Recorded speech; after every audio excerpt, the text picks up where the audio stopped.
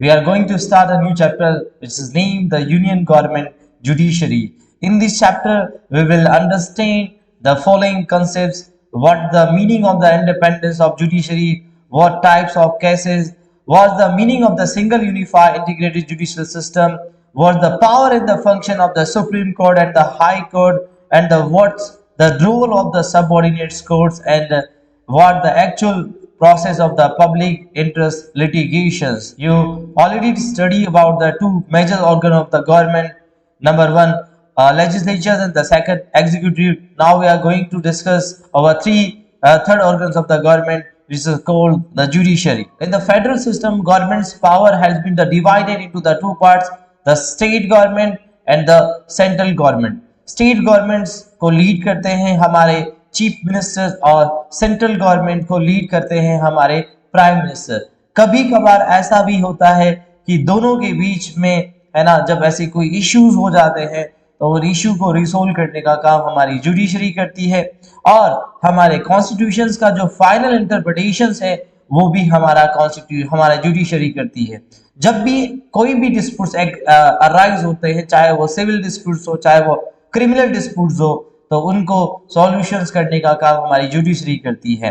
जब कोई भी प्रॉपर्टी के राइट्स का वायलेशंस हो, चाहे वो हमारे राइट्स के वायलेशन से जुड़ा हुआ है, चाहे कोई पावर को अब्यूज कर रहा है, या किसी का कोई एक्सप्लॉइटेशंस होता है, या किसी के डे टू डे लाइफ में कोई भी अगर ऐसी कोई प्रॉब्लम है, तो आप उस प्रॉब्लम को आप कोर्ट तक ले जा सकते हैं। और जहां पर कोर्ट क्या करते हैं कि दोनों ही ड्यूल एस्पेक्ट को सुनते हुए एक जस्टिफिकेशंस, एक सही तरीके से डिसीजन लेती है, और हमारी जो कॉन्स्टिट्यूशंस है, जो हमारी जुडिशरी है, वो हमारी डेमोक्रेसी का एक बहुत बड़ा फाउंडेशंस है।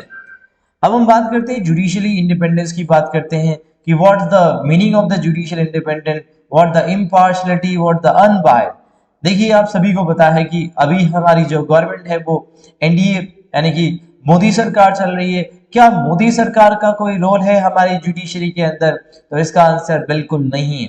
मोदी गवर्नमेंट को वो पावर नहीं है कि वो सुप्रीम कोर्ट्स के जज को अपॉइंट कर पाए, उनका ट्रांसफर कर पाए। इसी वजह से हमारी जो जुडिशरी है वो इंडिपेंडेंट है, इम्पार्शियल और अनबायस्ड रहती है। सपोज अगर ये सारे डिसीजन, चाहे वो जजेस के अपॉइंटमेंट से रिलेटेड हो, जजेस के ट्रांसफर से रिलेटेड हो, अगर किसी पॉलिटिकल पार्टी का अगर कोई प्रेशर रहता है, अगर तो ऐसा होता कि वो जो जजमेंट, जो हमारा जुडिशरी जो जजमेंट है वो उसके फेवर में रहेगा। इसी वजह से हमारे कॉन्स्टिट्यूशन में स्पेशल प्रोविजंस हैं कि जहां पर हमने क्या कर रखा है, हमने जुडिशरी को हमने लेजिस्लेचर्स और एग्जीक्यूटिव से, है ना, हमने बिल्कुल अलग किया है। और जो हमारे कॉन्स्टिट्यूशंस के स्पेशल प्रोविजंस हैं वो जुडिशरी को स्पेशल पावर प्रोवाइड्स करवाते हैं। और अगर हम बात करें कि कुछ स्पेशल प्रोविजंस होते हैं, इसी वजह से हमारी जो जुडिशरी है वो इंडिपेंडेंट है। और जजेस का जो अपॉइंटमेंट होता है वो उनके क्वालिफिकेशंस पर बेस होता है, और किसी भी जज को इजीली रिमूव नहीं किया जा सकता है। एक स्पेशल प्रोसीजर्स को फॉलो करना पड़ता है जिसको हम इम्पीचमेंट कहते हैं।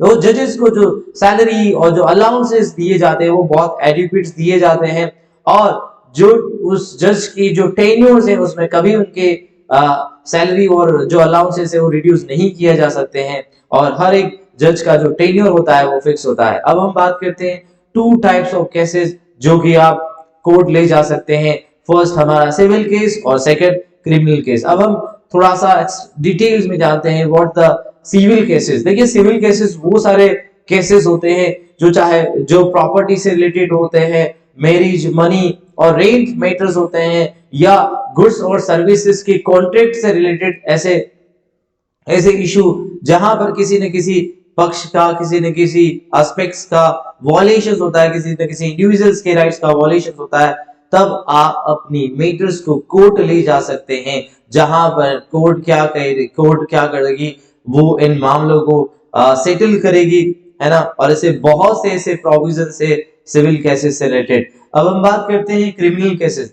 क्रिमिनल कोई ऑफेंस हुआ है, चाहे वो रॉबरीज हो जाए, चाहे वो मर्डर हो जाए, चाहे वो चीटिंग हो या किसी वुमेन्स के हरेसमेंट से रिलेटेड हो, किसी को मारा पीटा गया हो या किसी का किडनैप किया गया हो या किसी ने टैक्स इवेशंस किया है, तो आप ऐसे मामलों के लिए आप पुलिस में जाकर एफआईआर लॉन्च करा सकते हैं, जिसको फर्स्ट इंफॉर्मेशन रिपोर्ट कहा जाता है। और पुलिस आफ्टर द एफआईआर उसका इन्वेस्टिगेशन करती है और उस केस को कोर्ट में फिल किया जाता है। अगर ये क्राइम प्रूव हो जाता है तो जो भी एक्यूज है या तो उसको जेल की सजा या उसको फाइन देना होगा। कई केसेस में दोनों ही एप्लीकेबल होते हैं। अब आप जानते होंगे कि एफआईआर जो लॉन्च की जाती है पुलिस द्वारा, है ना, कोई भी क्रिमिनल ऑफेंस हुआ हो, अगर कोई क्रिमिनल ऑफेंस हुआ है तो ऐसा जरूरी नहीं है कि ये एफआईआर विक्टिम द्वारा दर्ज करी जाती है। ऐसा अगर जिसने भी जो भी पर्सन उस मौकाए वारदात के ऊपर जो अवेलेबल पर्सन है, अगर उसने वो क्राइम होते हुए देखा है तो वो पुलिस में जाकर एफआईआर को लॉन्च कर सकता है। अब हम बात करते हैं what the actual meaning of the single unified integrated judicial system. देखिए, हमने एक जो कोर्ट जो हमारा जो जुडिशियल पावर है उसकी हायरार्की हमने सेट करी हुई है, जिसके अपेक्स जिसके टॉप पर जो है वो सुप्रीम कोर्ट काम करता है, उसके बाद में हाई कोर्ट और सबसे लास्ट में हमारे सबऑर्डिनेट कोर्ट्स जो होते हैं वो कवर करते हैं।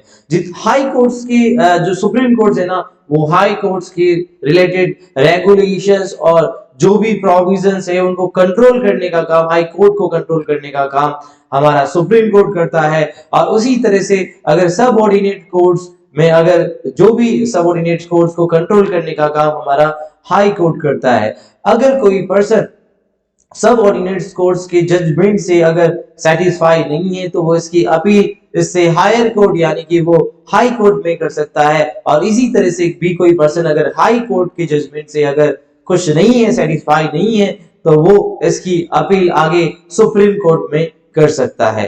तो अगर हम बात करें तो ये पूरा एक single unified integrated judicial system है हमारा, जो हमारे लेजिस्लेचर्स और एग्जीक्यूटिव्स का कोई भी रोल नहीं होता है। अब हम बात करते हैं हमारे सुप्रीम कोर्ट ऑफ इंडिया की। तो आप सभी को बताएं हमारे सुप्रीम कोर्ट का जो एस्टैब्लिशमेंट हुआ वो 26 जनवरी 1950 के अंदर किया गया। और सुप्रीम कोर्ट जो हमारी कंट्री का सबसे हाईएस्ट सबसे सुप्रीम कोर्ट है, जो कि सिचुएटेड है न्यू दिल्ली के अंदर।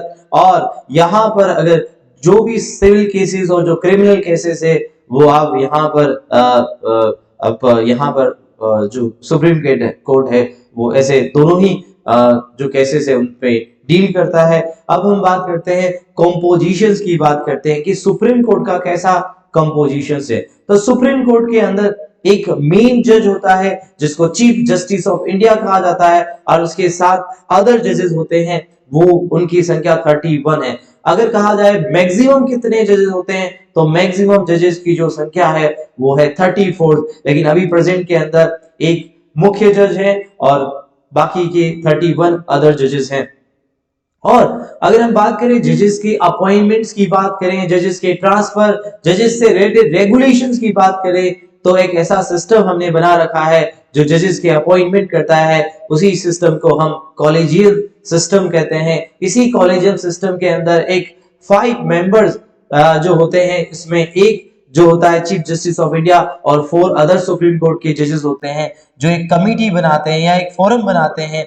वही सब डिसीजन लेते हैं, वही जो हमारे प्रेसिडेंट ऑफ इंडिया है उनको ये एडवाइस करते हैं कि किसको आपको जज के रूप में अपॉइंट करना है। और हाई कोर्ट के भी जो जजेस अपॉइंट होते हैं वो भी इसी कॉलेजियल सिस्टम के थ्रू अपॉइंट किए जाते हैं। अब आपको पता है कि अभी हमने जो बात करी कि 26 जनवरी 1950 में हमने सुप्रीम कोर्ट ऑफ इंडिया हमने एस्टैब्लिश किया। उससे पहले क्या था, उससे पहले भी हमारे पास में एक कोर्ट था जो ब्रिटिश गवर्नमेंट ने बना रखा था, उसको हमने फेडरल कोर्ट ऑफ इंडिया हमने कहा था, जो ब्रिटिशर्स द्वारा बनाया गया था। अब हम बात करते हैं क्या क्वालिफिकेशंस होती है जजेस की। तो फर्स्ट ये होगा कि उसे इंडिया का सबसे पहले सिटीजन होना चाहिए, और वो कोई भी हाई कोर्ट या जो कोई भी हाई कोर्ट है वहां पर उसके पास मिनिमम 5 इयर्स का एक्सपीरियंस होना चाहिए कि वो वहां पर हाई कोर्ट में 5 ईयर या उससे अधिक के लिए जज रह चुके हैं, और कोई ऐसा पर्सन जो प्रेसिडेंट ऑफ इंडिया के नजर में एक बहुत अच्छा विधि का ज्ञाता है, बहुत अच्छा नॉलेज है, तो उसको भी प्रेसिडेंट ऑफ इंडिया द्वारा सुप्रीम कोर्ट का जज अपॉइंट किया जा सकता है। अब हम बात करते हैं क्या टेन्यूर्स होता है, कैसे सुप्रीम कोर्ट के जजेस को रिमूव किया जा सकता है। तो आप सभी को पता है कि जो हमारे जो चीफ जस्टिस ऑफ इंडिया और जो जजेस हैं सुप्रीम कोर्ट के, वो अपनी 65 ईयर्स तक अपनी सर्विसेज सुप्रीम कोर्ट को दे सकते हैं, और अगर ऐसे कोई सरकमस्टेंसेस है तो दोनों हाउसेज में 2/3 से एक मेजोरिटी से एक बहुमत एक पास किया जाएगा, और उसी बहुमत से उस मेजोरिटी से उस सेशंस के अंदर कि ये अगर पारित हो जाता है कि किसी जज ने कोई इस तरह का दुर्व्यवहार किया है जो कॉन्स्टिट्यूशंस के रूल्स के बिल्कुल अपोज अगर ऐसा कोई काम किया है, तो उसे इम्पीचमेंट उसे निकाला जा सकता है। और ये जो मेंबरशिप जो स्पेशल रिजोल्यूशन लाया जाता है, वो दोनों ही हाउसेस से कम 2/3 मेजोरिटी से ये रेजोल्यूशंस पास किया जाता है, उसी आधार पर किसी भी जज को रिमूव किया जा सकता है। अब हम बात करते हैं क्या सैलरी मिलती है, क्या अलाउंसेस होते हैं सुप्रीम कोर्ट के जजेस के। तो अगर बात किया जाए सुप्रीम कोर्ट के जज को जो सैलरी मिलती है वो 2.8 लाख पर मंथ मिलती है, और जो अदर जजेस है उनको ये सैलरी 2.5 लाख पर मंथ मिलती है। और इसके अलावा बहुत से अलाउंसेस अलग से मिलते हैं, अलग से उसे मेडिकल फैसिलिटीज मिलती है, एक रेजिडेंस मिलता है, कार, ट्रैवल अलाउंसेस, लीव और पेंशंस, रिटायरमेंट पेंशंस, ये सारी अलाउंस। अब हम बात करते हैं पावर एंड फंक्शंस की, जो सुप्रीम कोर्ट को इंडिया की जुडिशरी सिस्टम की सबसे अपेक्स बॉडी बनाती है। उसके जुरिसडिक्शंस में क्या-क्या पावर आती है, उसके अधिकार क्षेत्र में क्या-क्या पावर आती है, उसके बारे में हम बात करते हैं। तो कुछ स्पेशल डिसीजन जिसमें ओरिजिनल जुरिसडिक्शंस की बात करेंगे, अपीलेट जुरिसडिक्शन की बात करेंगे, एडवाइजरी जुरिसडिक्शन की बात करेंगे, और लास्ट में हम सुपरवाइजरी जुरिसडिक्शन को देखेंगे। तो अगर हम ओरिजिनल जुरिसडिक्शंस को देखते हैं तो सुप्रीम कोर्ट के पास में कुछ स्पेशल पावर है जिनके ऊपर केवल सुप्रीम कोर्ट ही उस पर डिसीजन दे सकता है। अगर हमें पता है कि हमारा जो इंडिया का जो सिस्टम है गवर्नमेंट, वो फेडरल सिस्टम है, जहां पर हमने पावर को डिवाइड कर रखा है सेंट्रल गवर्नमेंट और स्टेट गवर्नमेंट के बीच में। कभी कभार क्या होता है, सेंट्रल और स्टेट गवर्नमेंट्स के बीच में कोई डिस्प्यूट्स अराइज हो जाते हैं, तो ऐसे कोई डिस्प्यूट अराइज हो जाए तो उस पर केवल सुप्रीम कोर्ट ही डिसीजन ले सकती है। अगर किसी स्टेट्स के साथ में किसी यूनियन टेरिटरीज के बीच में कोई ऐसा डिस्प्यूट हो जाए, या किसी एक स्टेट्स का एक या दो से अधिक स्टेट्स के साथ में कोई ऐसे डिस्प्यूट्स हो जाए, जो कि हो सकता है वाटर की शेयरिंग से रिलेटेड इशू हो जाए, पावर शेयरिंग से रिलेटेड इशू हो जाए, तो उस पर केवल सुप्रीम कोर्ट ही फैसला ले सकती है। तो ये ओरिजिनल जुरिसडिक्शंस के अंदर आते हैं। अब बात करते हैं अपीलेट जुरिसडिक्शंस के अंदर। आप सभी को पता है कि इंडिया का जो जुरिसडिक्शन सिस्टम है, इंटीग्रेटेड जुडिशियल सिस्टम है। अगर आप सबऑर्डिनेट कोर्ट के डिसीजन से, जजमेंट से अगर आप सेटिस्फाई नहीं है, तो उसकी अपील आप हाई कोर्ट में कर सकते हैं, और अगर आप हाई कोर्ट की अपील से भी अगर आप सेटिस्फाई नहीं है, तो आप उसकी अपील आप सुप्रीम कोर्ट, जो इंडिया की सबसे अपेक्स बॉडी है, वहां पर आप कर सकते हैं। कई बार ऐसे भी फैसले आते हैं जहां पर कि सबऑर्डिनेट कोर्ट ने तो क्या कर दिया, सजा दे दी। बाद में जब मामला आगे हाई कोर्ट में ले जाया जाता है, तो कई बार उस विक्टिम्स को या जिस आदमी को जहां पर दोषी माना गया है, उसको अगर रिहा कर दिया जाता है, तो अगर ऐसे कोई डिसीजन है, तो उसके ऊपर भी सुप्रीम कोर्ट क्या कर सकती है, संज्ञान ले सकती है। ऐसे कोई मामले को सुप्रीम कोर्ट खुद ध्यान में रखते हुए अपने पास ऐसी फाइल को मंगा सकती है। अगर ऐसे कोई डिसीजंस हैं जो सुप्रीम कोर्ट को लगता है कि यहाँ पर जस्टिफाई नहीं हुआ है, या किसी ऐसे पर्सन को लगता है कि मेरे साथ में जो भी डिसीजन जो किया है कोर्ट ने वो न्याय संगत नहीं किया है, तो वो इसकी अपील वो सुप्रीम कोर्ट ऑफ इंडिया में कर सकता है। अब हम बात करते हैं कुछ एडवाइजरी जुरिसडिक्शंस की बात करते हैं।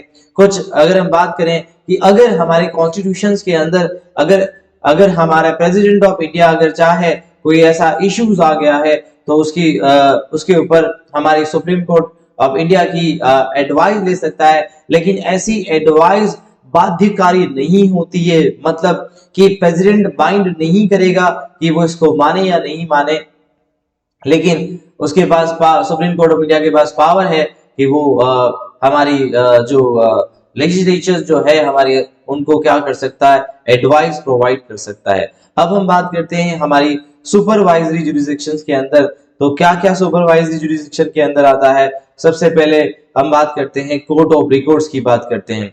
सुप्रीम कोर्ट्स के अंदर जो भी डिसीजंस लिए जाते हैं वो सारे जो प्रीसीडिंग्स जो है, प्रोसीडिंग्स जो है, उनको हमेशा स्टोर रखा जाता है। इन फ्यूचर अगर कोई ऐसा कोई इशू आ गया वापस दोबारा, तो उसके ऊपर पुराने केस का आप एग्जांपल ले सकते हैं कि पुराने केस में भी सुप्रीम कोर्ट ने इस पर ये डिसीजन लिया था, तो ये कोर्ट ऑफ रिकॉर्ड्स है। ये फंडामेंटल राइट्स का प्रोटेक्टर है। अगर किसी पर्सन के कोई फंडामेंटल राइट्स अगर इम्प्रीच कर रहे हैं, तो ऐसे कई मामले पर सुप्रीम कोर्ट क्या कर सकता है, डिसीजन ले सकता है। और अगर किसी पर्सन के वायलेट हो रहे हैं, अगर राइट्स वायलेट्स हो रहे हैं, तो सुप्रीम कोर्ट उस पर्सन को उसके फेवर में डिसीजन ले सकता है। और सुप्रीम कोर्ट हमारे कॉन्स्टिट्यूशन का गार्जियन कहा जाता है। अगर कभी लगता है कि कॉन्स्टिट्यूशन के अंदर कि सुप्रीम कोर्ट अगर लगता है कि एग्जीक्यूटिव और लेजिस्लेचर्स ने जो रूल्स, जो अगर ऐसा कोई लॉ बना दिया है जिससे किसी पर्सन के फंडामेंटल राइट्स इम्प्रीच कर रहे हैं, तो ऐसे डिसीजंस के ऊपर सुप्रीम कोर्ट संज्ञान ले सकता है और वो चाहे तो हमारी एग्जीक्यूटिव्स और लेजिस्लेचर्स को फटकार लगा सकता है, वो इसमें इंटरप्रेट कर सकता है। अब हम बात करते हैं पावर ऑफ जुडिशियल रिव्यू की। अगर सुप्रीम कोर्ट ऑफ इंडिया को लगता है कि जो पार्लियामेंट द्वारा या स्टेट की लेजिस्लेटिव असेंबली द्वारा अगर ऐसे कोई लॉ पारित किए गए हैं जो बिल्कुल कॉन्स्टिट्यूशंस के अकॉर्डिंग नहीं है, कुछ अनकॉन्स्टिट्यूशनल है, तो वो उसे रुकवा सकते हैं। सुप्रीम कोर्ट के पास ये पावर है कि उसे फोर्स में आने से पहले उसे रोक सकते हैं। और ये कुछ स्पेशल पावर होते हैं जो केवल सुप्रीम कोर्ट को मिलते हैं। और आप देख ही चुके हो कि सुप्रीम कोर्ट ऑफ इंडिया जो है वो हमारे जुडिशरी सिस्टम की सबसे अपेक्स बॉडी है। वो हमारे कॉन्स्टिट्यूशंस का गार्जियन से, और अगर उसे लगता है कि कुछ अनकॉन्स्टिट्यूशनल हैं, तो उसके ऊपर वो क्या कर सकता है, वो उसे रुकवा सकता है। अब हम बात करते हैं हाई कोर्ट के बारे में। हाई कोर्ट हर एक स्टेट्स के अंदर होना जरूरी नहीं है। कई बार क्या होते हैं, दो या दो से अधिक स्टेट्स में मिलकर एक हाई कोर्ट बनाते हैं। हाई कोर्ट जो कंसिस्ट, अगर हम बात करें कंपोजिशन की बात करें, तो यहाँ पर भी एक chief justice of high court होता है और कुछ अदर जजेस होते हैं। और ये जो नंबर्स होते हैं कि कितने नंबर्स होंगे, जैसे हमने वहां पे बात करी थी कि एक मुख्य जज होता है चीफ जस्टिस ऑफ इंडिया और कुछ 31 अदर जजेस होते हैं, और टोटल मिला के 34 जजेस होते हैं। लेकिन हाई कोर्ट के साथ में ऐसा नहीं है। ये डिफर करता है उस स्टेट की पॉपुलेशन के साथ में डिफर करता है। अगर हम बात करें कि यूपी और राजस्थान में कंपेरिजन करें, तो राजस्थान में यहाँ पर हाई कोर्ट के जजों की जो संख्या होगी वो कम होगी कंपेरेटिवली यूपी के तुलना में, क्योंकि यूपी की पॉपुलेशन ज्यादा है। और इनका भी जो अपॉइंटमेंट होता है वो प्रेसिडेंट ऑफ इंडिया द्वारा होता है। लेकिन ये कंसल्टेंट यहाँ इंडिया के जो चीफ जस्टिस ऑफ इंडिया है और जो हमारे स्टेट्स के जो गवर्नर है उनसे कंसल्ट करके ही क्या होता है, high court of chief justice of high courts को अपॉइंट किया जाता है प्रेसिडेंट ऑफ इंडिया द्वारा। और यहाँ पर जो अदर जजेस भी होते हैं उनको chief justice of high court और जो स्टेट्स के जो गवर्नर है वो एडवाइस करते हैं हमारे प्रेसिडेंट ऑफ इंडिया को, और वो इन सारे अदर जजेस को भी क्या करते हैं, अपॉइंट करते हैं। अब हम बात करते हैं क्वालिफिकेशंस क्या होगी। हमने देखा था कि सुप्रीम कोर्ट के जज की जो क्वालिफिकेशंस थी कि वो 65 इयर्स तक वो क्या कर सकते हैं, किसी भी सुप्रीम कोर्ट के चीफ जस्टिस ऑफ इंडिया रह सकते हैं। लेकिन यहाँ पर हम बात करें कि जो यहाँ पर क्वालिफिकेशंस की बात करें तो यहाँ 62 इयर्स है। और अगर कोई भी ऐसा जो इंडिया का जो सिटीजन्स हैं और जिसके पास में कम से कम 10 इयर्स जो किसी न किसी हाई कोर्ट के अंदर जो एक वकालत कर चुके हैं, जो एडवोकेट रह चुके हैं, वो एलिजिबल होंगे कि वो हाई कोर्ट्स के जज बन सकते हैं। अब हम बात करते हैं एम्यूलमेंट्स की बात करते हैं कि हमने देखा था कि चीफ जस्टिस ऑफ इंडिया को salary 2.8 lakh rupees per month मिलती है, अदर जजेस को 2.5 लाख। यहाँ पर देखें तो यहाँ पर जो chief justice of high court जो है उनको सैलरी मिलती है 2.5 लाख, और साथ साथ में अदर जो जजेस होते हैं उनको 2.25 lakh rupees per month salary मिलती है। साथ साथ में बहुत से अलाउंसेस मिलते हैं, फ्री रेजिडेंस उनको दिया जाता है, ऑफिशियल कार दी जाती है, और भी रिटायरमेंट और जितने भी जो बेनिफिट्स होते हैं वो उनको मिलते हैं।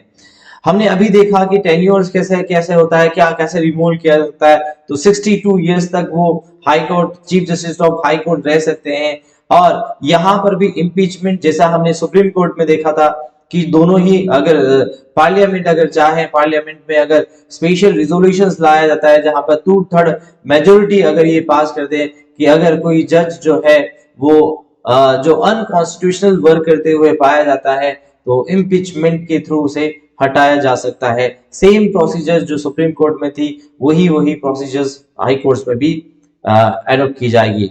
तो कुछ हम बात करते हैं कुछ जानकारी इंफॉर्मेशन की कि इंडिया के अंदर जो हमारे अभी देखा जाए तो 28 स्टेट्स हैं, डीवी में ये पुरानी बुक चल रही है, तो यहाँ पर 29 स्टेट्स के अंदर 24 हाई कोर्ट्स हैं। और यहाँ पे जैसे हमने बात करी कि पंजाब और हरियाणा दोनों मिलकर चंडीगढ़ यहाँ पर एक कॉमन हाई कोर्ट्स हैं, और जो दिल्ली जो हमारी जो कैपिटल्स जो है वो यूनियन टेरिटरीज जो है वो एक ऐसी एकमात्र यूनियन टेरिटरीज है जिसका अपना हाई कोर्ट है।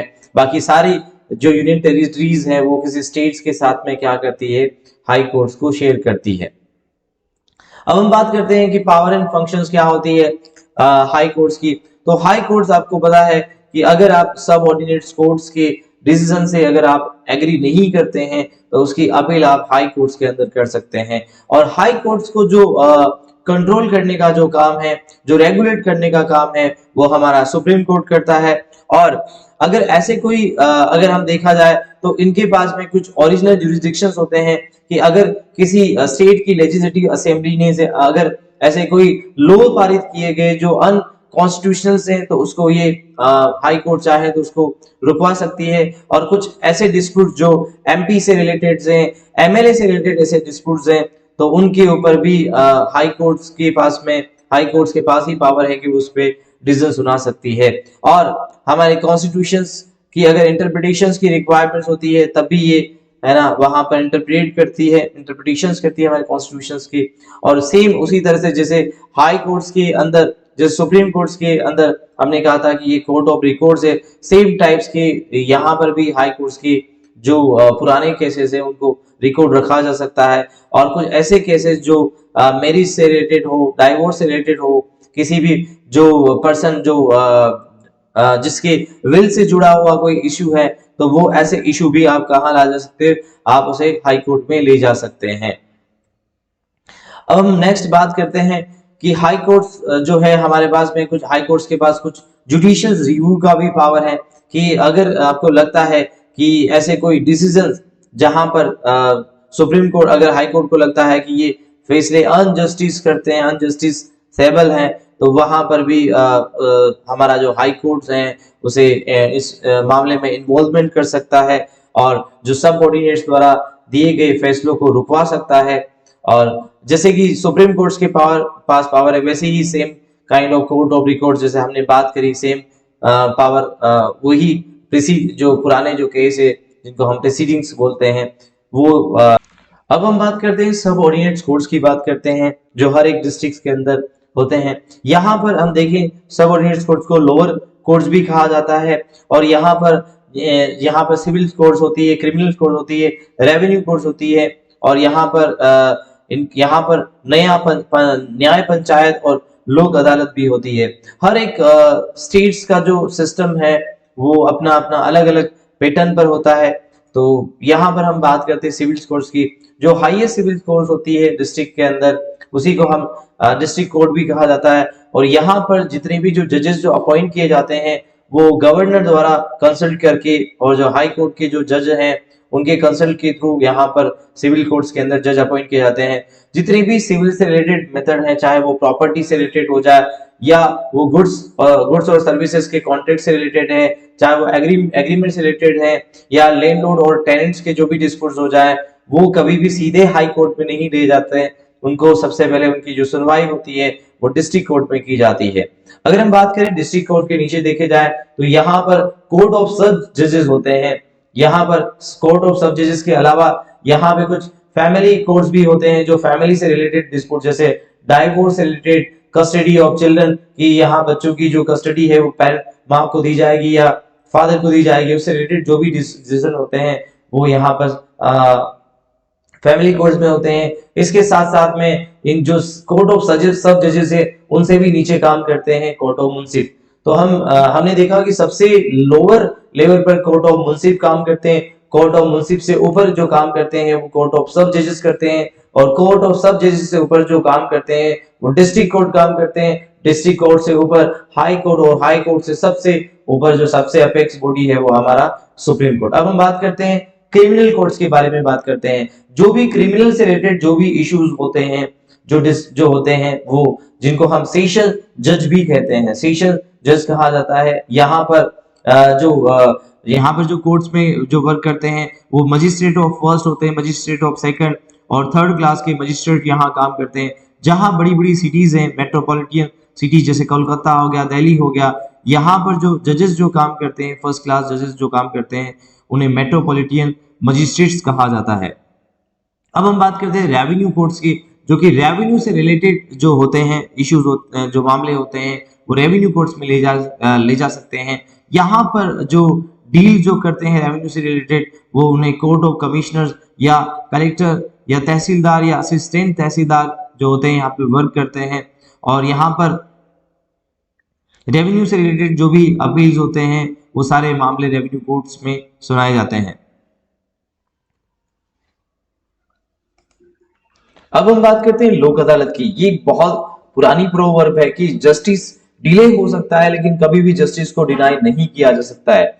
जब से अगर हम बात करें कि आप सभी को पता है कि जो जस्टिस लेना काफी एक लंबा प्रोसेस है, बहुत बड़ा एक्सपेंसिव प्रोसेस है। अगर कोई केस अगर आपको दायर करना है तो उसके लिए आपको एक लॉयर हायर करना होता है, और उसके ऊपर भी डिसीजंस कब आएगा ये कभी पता नहीं होता है। इसी वजह से इंडिया के अंदर लोक अदालत का कंसेप्ट आया है, और 1985 के अंदर हमने फर्स्ट लोक अदालत दिल्ली के अंदर स्टैब्लिश की गई थी। और उसी दिन जिस दिन लोक अदालत स्टैब्लिश की उसी दिन एक ही दिन के अंदर 150 केसेस को हमने सोल्व कर लिया एक ही दिन के अंदर। यहां पर हम देखेंगे कि लोक अदालत को जो प्रिसाइज करते हैं वो रिटायर्ड जज होते हैं, और ये ऐसी कोई भी अगर ऐसे डिस्प्यूट से रिलेटेड कोई पार्टी से रिलेटेड डिस्प्यूट्स हो गए हैं तो वहां पर अगर आपको यहाँ पर कोई भी लॉयर को हायर करने की जरूरत नहीं होती है। यहाँ पर सिंपल तरीके से आप यहाँ पर एप्लीकेशन लिख सकते हैं और यहाँ पर जल्दी तरीके से जो केसेस हो जाते हैं वो सेटल किए जाते हैं। और नॉर्मली यहाँ पर म्यूचुअल एग्रीमेंट, दो पार्टीज को बुलाकर उनके बीच में जो भी कॉम्प्रोमाइज या जो म्यूचुअल एग्रीमेंट है उसके थ्रू यहाँ पर डिसीजन लिए जाते हैं। जैसा कि आपको पता होगा कि गांव के अंदर भी क्या होती है, वहां पर पंचायत बैठती है, वहां पर जो सरपंच और जो गांव के लोग जो डिसीजन लेते हैं कि वो उस मामले पर क्या करते हैं, दोनों पक्षों को बुलाते हैं और दोनों पक्षों की रजामंदी, दोनों पक्षों की सहमति के ऊपर क्या होता है, डिसीजन लिया जाता है। सेम काइंड्स ऑफ कॉन्सेप्ट्स लोक अदालत का है। और यहाँ पर अगर हम बात करें जो लोक अदालत का जो आइडिया है वो हमारे पुराने जो चीफ जस्टिस थे पीएन भगवती है ना, उनका एक आइडिया था। और ये जो आइडिया लिया गया वो ग्राम पंचायत से लिया गया। आप सभी को पता है कि जो पंच होते हैं उनको परमेश्वर समझा जाता है, और महात्मा गांधी ने भी स्ट्रांगली इस बात पर कहा कि जो व्यवस्था गांव के अंदर है वही फैसला, वही उसी तरह का जो सिस्टम है वो सेंट्रल लेवल पर भी होना चाहिए, कि बिना टाइम वेस्ट किए हुए, बिना पैसा वेस्ट किए हुए जल्दी से जल्दी डिसीजन लिया जा सके। अब हम बात करें पब्लिक इंटरेस्ट लिटिगेशंस की बात करें, जिसको शॉर्ट फॉर्म में पीआईएल कहा जाता है। जो भी पब्लिक रिलेटेड इश्यूज हैं तो उन इश्यूज को आप उठा सकते हैं हाई कोर्ट या सुप्रीम कोर्ट ऑफ इंडिया के अंदर। आपने जोली एलएलबी मूवी देखी होगी, जहां पर भी सेम यहाँ पीआईएल की बात की गई कि ऐसा इशू जो जिसके ऊपर पुराना डिसीजन आ चुका है, लेकिन अगर आपको पता है कि ये डिसीजन जो था वो इनजस्टिस था, और आपके पास में अगर इससे रिलेटेड कोई क्लू मिलते हैं, आपके पास में उससे रिलेटेड कोई ऐसे सबूत मिलते हैं कि ये जो डिसीजन जो लिया गया था वो बिल्कुल अनफेवरेबल था। तो ऐसे इश्यूज के ऊपर आप क्या कर सकते हैं, पीआईएल दायर कर सकते हैं। यहाँ पर सिंपल आपको एक एप्लीकेशन लिखनी होती है, और अगर ये लगता है अगर हाई कोर्ट या सुप्रीम कोर्ट को लगता है कि नहीं ये वास्तव में पब्लिक रिलेटेड इश्यूज हैं और यहाँ पर जो जस्टिस जो किया गया था वो सही तरीके से नहीं किया गया था, तो यहाँ पर अगर सुप्रीम कोर्ट या हाई कोर्ट चाहे तो उसके ऊपर उसकी उसकी वापस उसके ऊपर वापस सुनवाई की जा सकती है। यहाँ पर अगर आपको लगता है, जैसे कि एग्जाम्पल आपको लगता है कि जो हमारा जो ट्रांसपोर्ट सिस्टम है वो अनसेफ है वुमेन्स के लिए, तो इससे रिलेटेड भी आप पीआईएल क्या कर सकते हैं, आप दायर कर सकते हैं। ऐसा आपको लगता है कि यहाँ पर जो वाटर सिस्टम जो है वो हमारे लिए अनसेफ है, हमारे पर्यावरण के लिए अनसेफ है, तो ऐसा कोई भी इशू लगता है जहां पर पब्लिक का इंटरेस्ट, पब्लिक का जो मैटर है वो लाई करता है, तो ऐसे इश्यूज के ऊपर आप क्या कर सकते हैं, पीआईएल दाखिल कर सकते हैं। और यहाँ पर जो वापस उस केस की रीसुनवाई होती है, तो एक ये जो पीआईएल वाला सिस्टम है, ऐसे बहुत से इलिटरेट लोग, बहुत से पुअर लोग जिनके साथ में पहले अन्याय हुआ था, वो इस पीआईएल के थ्रू क्या कर सकते हैं कि वापस न्याय को पा सकते हैं। अब आपको पता है कि सबसे पहले हम बात करें पीआईएल की बात करें, जिन्होंने लोगों की जिंदगी चेंज कर दी थी। Sheela versus state of Maharashtra के बीच में एक केस था, जहां पर जो पहले जो डिसीजन लिया था कुछ और था, उसके बाद में जब पीआईएल दाखिल की गई तो उसके बाद जो भी विक्टिम था, जो भी दोषी था, उसको बाद में सजा मिलती है। उसी तरह से एक ग्रीन लिटिगेशन 1998 में एक पर्यावरणविद इन्वायरमेंट जो थे एमसी मेहता थे, उन्होंने सीएनजी के ऊपर इस तरह की एक दलील पास की थी कि भाई दिल्ली के अंदर बहुत बड़ा पॉल्यूशन की प्रॉब्लम है, अगर यहाँ पर सीएनजी की अनिवार्यता कर दी जाए तो यहाँ पर दिल्ली में काफी हद तक उससे राहत मिल सकती है। तो ऐसे अगर आपको लगता है कि ये इश्यूज जो हैं वो पर्यावरण से रिलेटेड हैं और ऐसे इश्यूज को उठाना चाहिए, तो आप उसके ऊपर पीआईएल आप हाई कोर्ट या सुप्रीम कोर्ट में दाखिल कर सकते हैं। तो स्टूडेंट्स, आपको ये वीडियो कैसा लगा आप मुझे बताइए, और इससे रिलेटेड कोई भी आपके क्वेश्चन या कोई भी क्वेरी है आप मुझे नीचे कमेंट बॉक्स में लिखकर जरूर बताएं। Thank you.